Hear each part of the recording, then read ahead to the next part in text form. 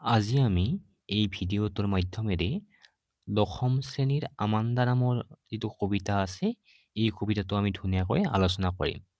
এই কবিতাটোৰ লিখক হৈছে ৰবিন গ্ৰীণ।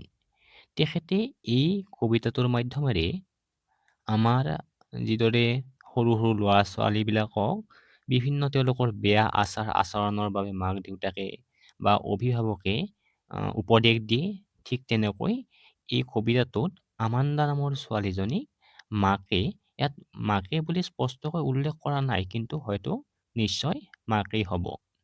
মাকে কি কৰি আছে ইয়াত? যে তাইৰ বিভিন্ন আচাৰ-আচৰণৰ বাবে, বিভিন্ন বেয়া আচাৰ-আচৰণৰ বাবে তাইক উপদেশ দি আছে। যিদৰে আমি ঘৰত মোবাইল বেছি সময় ব্যৱহাৰ কৰি থাকিলে, মোবাইল চাই থাকিলে মা-দেউতাই নিশ্চয় গালি পাৰে। ঠিক তেনেকৈ আমাণ্ডা নামৰ ছোৱালীজনীকো মাকে তাইৰ বিভিন্ন বেয়া স্বভাৱ, বেয়া ব্যৱহাৰ, বেয়া আচাৰ-আচৰণৰ বাবে তাইক উপদেশ দি আছে। এই কবিতাটোত আমাক মুঠ ৭টা ষ্টেঞ্জা দিয়া হৈছে। তাৰ ভিতৰত দ্বিতীয়, চতুৰ্থ আৰু ষষ্ঠ ষ্টেঞ্জাত আমাণ্ডাই মাকে উপদেশ দিয়াৰ পিছত তাই নিজেই নিজৰ মনতে ভাবি আছে, নিজৰ কল্পনা ৰাজ্যত ভাবি আছে। সেই কথাখিনি ইয়াত উল্লেখ কৰিছে। এতিয়া আমি মূল কবিতাটোলৈ আগবাঢ়ো। Every child feels that she or he is controlled and instructed not to do one thing or another. ইয়াত কি কৈছে? প্ৰত্যেক শিশুকে কি কৰা হয়? এভৰি চাইল্ড মানে হৈছে প্ৰত্যেক শিশুৱেই, হয় না? প্ৰত্যেক শিশুৱে কি অনুভৱ কৰে? যে তেওঁলোকক কি কৰা হয়? কণ্ট্ৰল কৰা হয়। মানে তেওঁলোকক নিয়ন্ত্ৰণ কৰি থকা হয়। বা কি কৰা হয়? তেওঁলোকক উপদেশ দি থকা হয়। যে কোনটো কৰিব লাগে, কোনটো নকৰিব লাগে। You too may feel that your freedom is curtailed. Curtail মানে হৈছে কি? ৰিডিউচ কৰা, কম কৰা। তুমি হয়তো নিশ্চয় কি অনুভৱ কৰিছা যে কি তোমাৰ কি স্বাধীনতাবিলাক কি কৰা হৈছে? কিছু কিছু ক্ষেত্ৰত কমাই দিয়া হৈছে। Write down some of the things you want to do. তোমাক কেইটামান বস্তুৰ নাম লিখিব দিছে যিটো তুমি কৰিব বিচৰা। But your parents or elders do not allow you to. কিন্তু কি তোমাৰ মা-দেউতা বা অভিভাৱকে কি কৰে? তাক এলাও নকৰে, অনুমতি নিদিয়ে। To read the poem aloud, তোমাক কি কৈছে? কবিতাটো ডাঙৰকৈ পঢ়িব দিছে। ফৰ পেয়াৰ্ছ মানে জোৰ জোৰ হৈ পঢ়িব দিছে। মানে দুজন বন্ধু আমি লগ হ'লো, এজনে এটা ষ্টেঞ্জা পঢ়িছে, আনজনে এটা ষ্টেঞ্জা পঢ়িছে। ঠিক তেনেকৈ পঢ়িব দিছে। ইটছ ৰিডিং অল্টাৰনেট ষ্টেঞ্জাছ, মানে কি কৈছে? এজনে প্ৰথম ষ্টেঞ্জাটো পঢ়িলে আনজনক দ্বিতীয় ষ্টেঞ্জাটো পঢ়িব দিছে, আৰু তৃতীয় ষ্টেঞ্জাটো প্ৰথমজনক পঢ়িব দিছে। You are in for a surprise, তুমি কি হ'বা? আচৰিত হ'বা বুলি আমাক উল্লেখ কৰিছে। ইয়াৰ অসমীয়া অৰ্থটো ইয়াত লিখি দিয়া হৈছে একেলগে। ইয়াত কি কৈছে? যে প্ৰত্যেক শিশুৱে অনুভৱ কৰে যে তেওঁলোকক সদায় নিয়ন্ত্ৰণ কৰা হয় আৰু কিছুমান কাম কৰিবলৈ মানা কৰা হয়। হয়তো তোমালোকেও এনে অনুভৱ কৰা যে তোমালোকৰ স্বাধীনতা কিছু পৰিমাণে সীমাবদ্ধ কৰা হৈছে। তুমি এনে কিছুমান কামৰ নাম লিখা যিবোৰ তুমি কৰিব বিচৰা, কিন্তু তোমাৰ মা-দেউতা বা ডাঙৰ লোকে কৰিব নিদিয়ে। তাৰপিছত কবিতাটো জোৰেৰে পঢ়িবলৈ তুমি এজন লগৰ সৈতে জুৰি গঠন কৰা, মানে লগ হৈ পঢ়িব দিছে। তোমালোকৰ মাজত পালে পালে, মানে প্ৰথম ষ্টেঞ্জাটো এজনে পঢ়িছে, দ্বিতীয় ষ্টেঞ্জাটো আন এজনে, তৃতীয় ষ্টেঞ্জাটো আৰু প্ৰথমজনে পঢ়িছে, ঠিক তেনেকৈ পঢ়িবলৈ দিছে। আৰু শেষত তুমি কি অনুভৱ কৰিবা বুলি কৈছে? আশ্চৰ্য অনুভৱ কৰিবা বুলি কৈছে। এতিয়া আমি মূল পাঠলৈ আহোঁ। Don't bite your nails, Amanda. Don't hunch your shoulders, Amanda. Stop that slouching and sit up straight, Amanda. ইয়াত কি কৈছে? ইয়াৰ অৰ্থবিলাক আমি ধুনীয়াকৈ প্ৰথমতে চাই ল'ম। বাইট মানে কি? কামোৰা। আমি নখ কামুৰি থাকোঁ তাক কয় বাইট কৰা বুলি। নীল মানেতো নখহে। হাঞ্চ মানে বেণ্ড, টু বেণ্ড বুলি কয় ইয়াক, মানে বেকা কৰা। চলজাৰ মানে হৈছে কি? কান্ধ। স্লাউচিং মানে হৈছে কি? চিট ইন এ লেজি ৱে, মানে অলসভাৱে যি বহি থাকোঁ, মোবাইল টিভি থাকিলে বা মোবাইল চাই থাকিলে যেনেকৈ আমি অলসভাৱে বহি থাকোঁ, তাক কয় অলপভাৱে বহি থকা বা চিট ইন এ লেজি ৱে। আৰু ষ্ট্ৰেইট মানে হৈছে পোন। ইয়াত মই ইৰেক্ট শব্দটো দি দিছোঁ কাৰণ কি? ইয়াত ইৰেক্ট বুলিও কেতিয়াবা পৰীক্ষাত আহে। ষ্ট্ৰেইট ইৰেক্টৰ মিনিংটো সোধে, গতিকে ইৰেক্টৰ মিনিং হ'ব কি? ষ্ট্ৰেইট। স্লাউচিঙৰ মিনিং কেতিয়া পৰীক্ষাত সোধে? স্লাউচিঙৰ মিনিং হ'ব কি? চিট ইন এ লেজি ৱে। আৰু হাঞ্চৰ মিনিং সুধিলে কি হ'ব টু বেণ্ড এতিয়া আমি ইয়াৰ অৰ্থবিলাক চাই লওঁ don't bite your nails Amanda মানে তোমাক কি কৈছে যে তুমি তোমাৰ নখ নাকামুৰিবা Amanda don't hunch your shoulders Amanda Stand তুমি up তোমাৰ straight কাণ now, চলজাৰ্ছ মানে shoulders back. কাণখন বেকা কৰি নাথাকিবা Like Amanda this. Stop that slouching কি বন্ধ কৰিবলৈ দিছে তেনেকৈ অলপভাৱে বহি থকাটো বন্ধ কৰিব দিছে and sit up straight Amanda আৰু পোন হৈ বহিব দিছে ইয়াত কি ক'লে আৰু এবাৰ কৈ দিছোঁ মই don't bite your nails Amanda তুমি তোমাৰ কি নকৰিবা নখবিলাক নাকামুৰিবা Amanda don't hunch your shoulders Amanda তুমি তোমাৰ কাণখন বেকাকৈ নাথাকিবা Amanda stop that slouching and sit up straight Amanda মানে কি কৈছে যে তেনেকৈ অলপভাৱে বহি থকাটো বন্ধ কৰা আৰু কি হ'ব দিছে যে থিয় হৈ পোন হৈ বহা ইয়াৰ অসমীয়াটো চাই ল'বা অসমীয়াত কি দিয়া আছে যে নখ নাখাবা নহয় নাকামুৰিবা হ'ব লাগিছিল নখ নাকামুৰিবা বা নাখাবা আমাণ্ডা নখ খোৱা এটা কি বেয়া অভ্যাস সেইকাৰণে তাক নকৰিবলৈ মাকে কৈছে ইয়াত আৰু কাণ বেকা কৰি নাথাকিবা আমাণ্ডা তললৈ গজা মাৰি বা বেকা হৈ থকাটো বন্ধ কৰা পোন হৈ বহা আমাণ্ডা তাৰ মানে কি আমাণ্ডাই যিদৰে বহি আছিল তাৰ আচাৰ আচৰণবিলাক ঠিক নাছিল সেয়েহে মাকে তাইক সঠিক ভংগীত বহিবলৈ নিৰ্দেশ দিছে এতিয়া আমি দ্বিতীয় ষ্টেণ্ডালৈ আহোঁ দ্বিতীয় ষ্টেণ্ডা আমাক দিয়া আছে ব্ৰেকেটৰ ভিতৰত মানে যেতিয়া মাকে তাইক ইমান উপদেশ দি আছে তেতিয়া তাই নিজৰ মনতেই গোটেইখিনি ভাবি লৈছে তাই কি ভাবিছে নিজৰ কল্পনা ৰাজ্যত কি ভাবিছে তাই there is a language emerald sea where the sole inhabitant is me a mermaid drifting blissfully ইয়াত কি কৈছে আমি অৰ্থখিনি চাই ল'ম লেংগুৱেজ মানে হৈছে কি ৰিলেক্স শান্ত আৰু এমাৰেল মানে কি হৈছে সেউজীয়া চ'ল মানে হৈছে একমাত্ৰ ইনহেবিটেণ্ট মানে কি হৈছে বাসিন্দা মাৰমেইড মানে হৈছে জলপৰী জলপৰী মানে কি জানা যে দেহৰ কঁকালৰ ওপৰৰ অংশ কি থাকে কঁকালৰ ওপৰৰ অংশ মানুহৰ এটা মহিলাৰ আকৃতি আৰু তাৰ তলৰ অংশ কি মাছৰ আকৃতি লয় তাক কয় জলপৰী আৰু ড্ৰিফটিং মানে হৈছে মুভিং শ্ল'লি মানে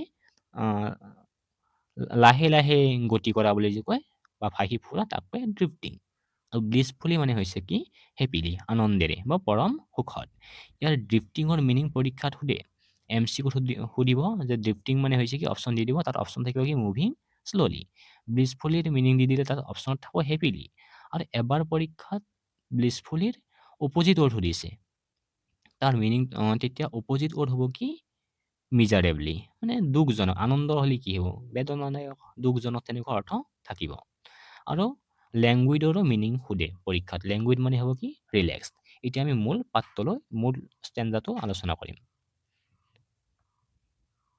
There is a languid emerald sea where the sole inhabitant is me, a mermaid drifting blissfully.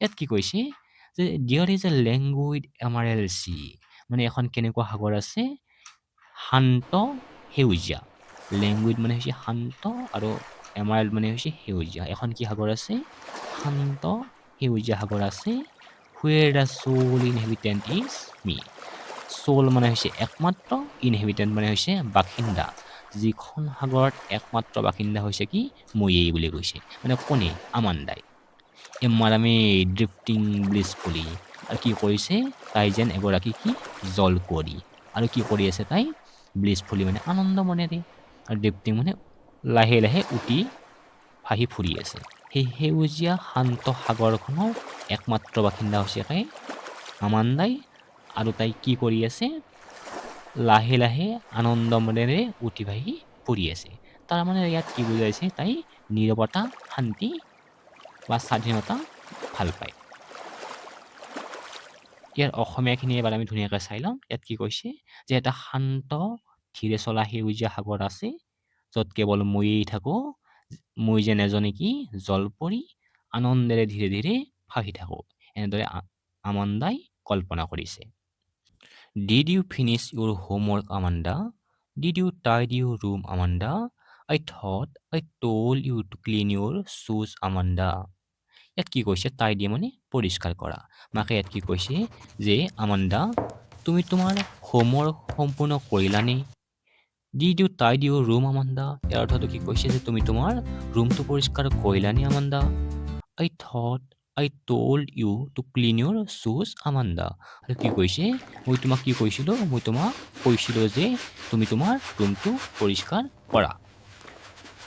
ইয়াৰ অসমীয়াখিনি এবাৰ ধুনীয়াকৈ আমি চাই লওঁ যে আমাণ্ডা, তুমি তোমাৰ গৃহকাৰ্য সম্পূৰ্ণ কৰিছানে? আমাণ্ডা, তুমি তোমাৰ কোঠাটো পৰিষ্কাৰ কৰিছানে? আমাণ্ডা, মই ভাবিছিলো মই তোমাক জোতা পৰিষ্কাৰ কৰিবলৈ কৈছিলো।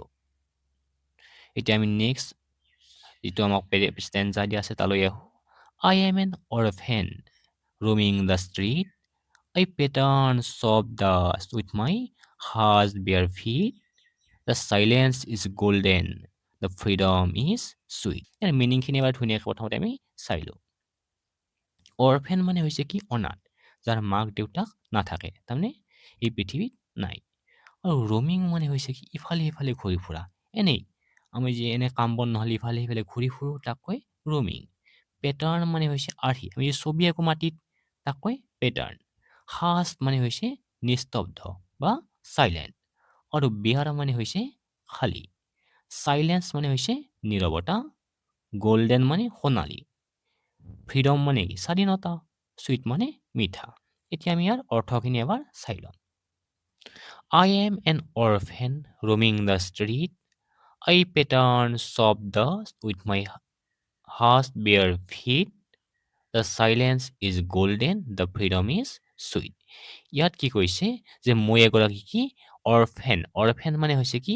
মাউৰা, মানে যাৰ মাক দেউতাক নাথাকে তাক কয় মাউৰা। মই এগৰাকী কি? মাউৰা ছোৱালী। Roaming the street. ৰমিং মানে হৈছে কি? উদ্দেশ্যবিহীনভাৱে কি? ৰাস্তাত ঘূৰি ফুৰা। মই এগৰাকী কি? মাউৰা ছোৱালী। মই ৰাস্তাত অনাই বনাই ঘূৰি ফুৰোঁ। I pattern soft dust with my hushed bare feet. মই কি কৈছে? মই নীৰৱে কি কৰোঁ? মোৰ খালী ভৰিৰে এই চফ্ট ডাষ্ট মানে কোমল এই ধূলিৰ মাজত, কোমল বালিত কি কৰোঁ? মই পেটাৰ্ণ বনাওঁ। বনাওঁ মানে কি? বিভিন্ন আকৃতি, বিভিন্ন ছবি আঁকো। The silence is golden. কি কৈছে ইয়াত? ইয়াত নীৰৱতা কি বুলি কৈছে? সোণালী। আৰু দ্য ফ্ৰীডম ইজ চুইট, মানে আৰু কি কৈছে? যে স্বাধীনতা মধুৰ। অৰ্থাৎ ইয়াত তেওঁ কি কৈছে? যদি তেওঁ এগৰাকী মাউৰা ছোৱালী হ'লহেঁতেন, তাই কল্পনা কৰিছে, যদি তাই এগৰাকী মাউৰা ছোৱালী হ'লহেঁতেন, তাই কি কৰিলেহেঁতেন? তাই ৰাস্তাত ইফালে সিফালে অনাই বনাই ঘূৰি ফুৰিলেহেঁতেন। আৰু কি কৰিলেহেঁতেন? তাইৰ খালী ভৰিৰে নীৰৱে কি কৰিলেহেঁতেন? সেই বালিত বিভিন্ন আকৃতি, বিভিন্ন ছবি আঁকি ফুৰিলেহেঁতেন। আৰু তাই কি বুলি উল্লেখ কৰিছে? চাইলেন্স, অৰ্থাৎ নীৰৱতা সোণালী বুলি উল্লেখ কৰিছে। আৰু কি বুলি কৈছে? ফ্ৰীডমক কি বুলি কৈছে? তেওঁ মধুৰ বুলি কৈছে, চুইট বুলি কৈছে। ইয়াৰ অসমীয়াখিনি এবাৰ ধুনীয়াকৈ চাই লওঁ। তাই কল্পনা কৰে যে তাই এজনী কি? অনাথ। ৰাস্তাত উদ্দেশ্যবিহীনভাৱে তাই কি কৰে? ঘূৰি ফুৰে। তাইৰ খালী ভৰিৰে নিস্তব্ধভাৱে নীৰৱে তাই কি কৰে? মাটিৰ ওপৰত বিভিন্ন ছবি অংকন কৰে। চাৰিওফালে কি আছে? নীৰৱতা আছে, আৰু সেই নীৰৱতা তাইৰ বাবে অতি মূল্যৱান। তাই নিজকে সম্পূৰ্ণ মুক্ত আৰু সুখী অনুভৱ কৰে। Don't eat that chocolate, Amanda. Remember your acne, Amanda. Will you please look at me when I am speaking to you, Amanda? ইয়াত কি কৈছে? ৰিমেম্বাৰ মানে মনত ৰখা বা মনত পেলোৱা। একনি মানে হৈছে মুখৰ পিম্পল, আমাৰ যে হালমইনা উঠে তাক কয় একনি। আৰু স্পিকিং মানে হৈছে কোৱা বা কথা কোৱা। এতিয়া আমি মিনিংখিনি ইয়াৰ বুজিলাম। Don't eat that chocolate, Amanda. এই চকলেটবিলাক নাখাবা, Amanda. Remember your acne, Amanda. ইয়াত কি কৈছে? তুমি তোমাৰ এই হালমইনাৰ কথা মনত ৰাখিবা, Amanda. Will you please look at me when I am speaking to you, Amanda. ইয়াত কি কৈছে? যে যেতিয়া মই তোমাৰ লগত কথা পাতি থাকোঁ, তুমি মোৰ পিনে চাবা, আমাণ্ডা। এতিয়া অসমীয়াখিনি এবাৰ চাই লওঁ আমি। তাইক কোৱা হৈছে যে, কি কোৱা হৈছে? তাই যাতে চকলেট নাখায়, কাৰণ চকলেট খালে তাই কি হ'ব পাৰে? মুখৰ পিম্পল বেছি হ'ব পাৰে। লগতে তাই কি কোৱা হৈছে? যে যেতিয়া মাকে তাইৰ লগত কথা পাতি থাকে, তাই মাকৰ পিনে চাব লাগে। নেক্সট ষ্টেঞ্জালৈ আহোঁ এতিয়া। I am Rapunzel. I have not a care. Life in a tower is tranquil and rare. I'll certainly never let down my bright hair. ইয়াত কি কৈছে? ৰপাঞ্জেল হৈছে এটা দীঘল চলি থকা পৰীৰ গল্পৰ ৰাজকুমাৰী। এটা গল্প আছিল, সেই গল্পটোৰ এটা চৰিত্ৰ হৈছে ৰপাঞ্জেল। কেয়াৰ মানে যত্ন বা চিন্তা কৰা, ট্ৰেংকুইল মানে শান্ত, কাম, CALM কাম। এই ৱৰ্ডটো মনত ৰাখিবা, কাৰণ ট্ৰেংকুইলৰ মিনিংটো পৰীক্ষাত সোধে MCQত। ৰিয়াৰ মানে দুৰ্লভ, যিটো সহজে পোৱা নাযায়।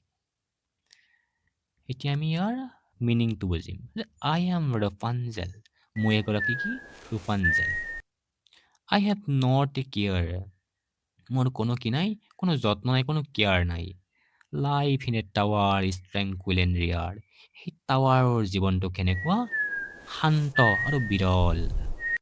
আইল certainly never let down my bright hair, মই কিন্তু কেতিয়াও কি নকৰোঁ, মোৰ সেই দীঘল চুলি কচা তললৈ নমাই নিদিওঁ।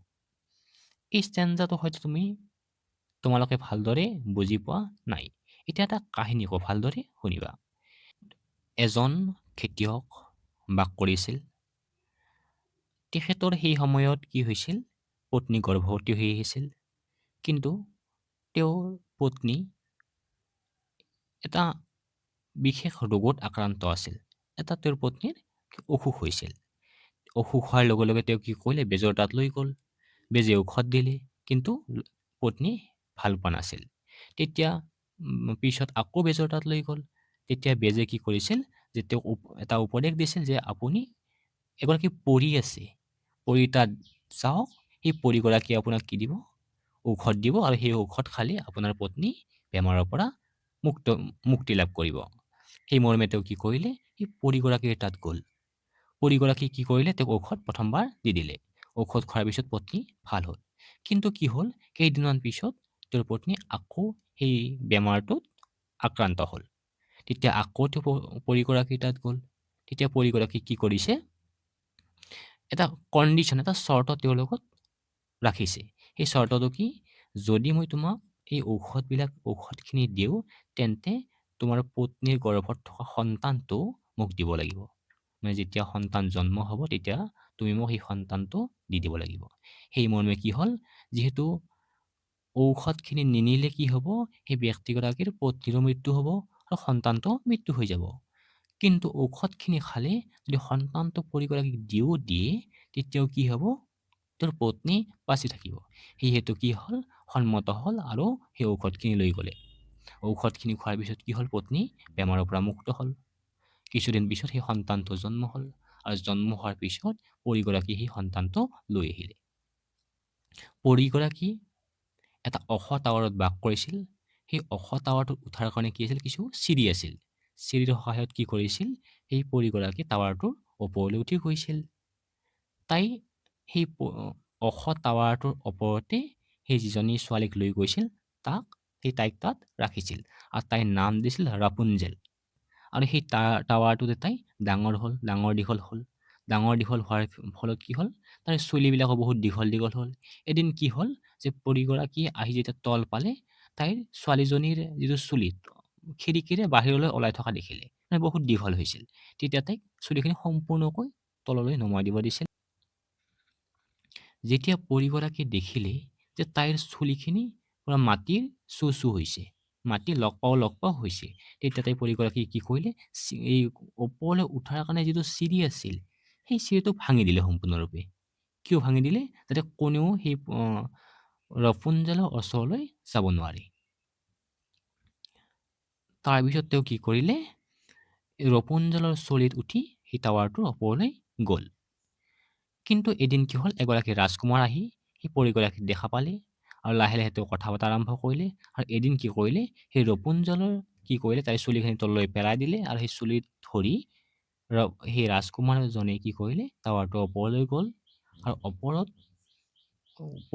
ৰপুঞ্জেলৰ লগত কথা পাতিছিল। আৰু সেইদৰে কেইদিনমান কথা পতাৰ পিছত দুয়োগৰাকী কি হ'ল, এদিন সেই টাৱাৰৰ পৰা ওলাই গুচি গৈছিল। অৰ্থাৎ ৰাজকুমাৰৰ ঘৰলৈ সেয়েহে ৰপুঞ্জেলে গুচি গৈছিল। এইটোৱে ইয়াৰ কাহিনী আছিল। এই কাহিনীটোৰ পৰাই ইয়াত কিছু আছে, আৰু যদি তোমালোকে পঢ়িব বিচৰা, ইয়াৰ বিষয়ে আৰু জানিব বিচাৰে, ৰপুঞ্জেল ষ্টৰী বুলি ইউটিউবত চাৰ্চ কৰিবা, তেতিয়া নিশ্চয় পাই যাবা। আৰু ইয়াত কি কৈছে, আই এম ৰাপুঞ্জেল, মই এগৰাকী Rapunzel. I have not a care, মোৰ কোনো কেয়াৰ নাই। Life in a tower is tranquil and rare, সেই টাৱাৰৰ জীৱনটো কি, শান্ত আৰু বিৰল। শান্ত বুলি কিয় কৈছে, সেই টাৱাৰটোত কোনোৱে নাই, তাই নিজৰ ইচ্ছামতে যি কৰে তাকে কৰি থাকিব পাৰে। সেইকাৰণে এই টাৱাৰৰ জীৱনটো ট্ৰেংকুইল আৰু ৰিয়াৰ বুলি কৈছে। I will certainly never let down my bright hair. কিন্তু মই মোৰ চুলি কচা তললৈ নমাই নিদিওঁ। কিয়? তেতিয়া আমি কোনো ব্যক্তিক লগেই নাপাম। তেতিয়া কোনো ব্যক্তি মোৰ তালৈ যাবই নোৱাৰিব। তেতিয়া মই অকলশৰীয়াকৈ শান্তিত জীৱন বাস কৰিব পাৰিম। ইয়াৰ অসমীয়াখিনি এবাৰ আমি ধুনীয়াকৈ চাই লওঁ যে কি কৈছে ইয়াত। তাই কল্পনা কৰে যে তাই কি ৰাপুঞ্জেল, যাৰ কোনো কি নাই, চিন্তা ভাৱনা নাই। তাই এটা টাৱাৰত থকা জীৱন তাইৰ অতি শান্ত আৰু বিশেষ। তাই কয় যে তাইৰ নিজৰ দীঘল উজ্জ্বল চুলি কেতিয়াও তললৈ নমাব নোৱাৰে। Stop that sulking at once, Amanda. You are always so moody, Amanda. Anyone would think that I nagged at you, Amanda. Sulking মানে হৈছে অভিমান কৰি থকা। মুডি মানে হৈছে মন সলনি কৰি থকা যিটো স্বভাৱ তাক কয় মুডি। আৰু নেগড মানে হৈছে দুখ দেখুৱাই থকা বা বিৰক্ত কৰা।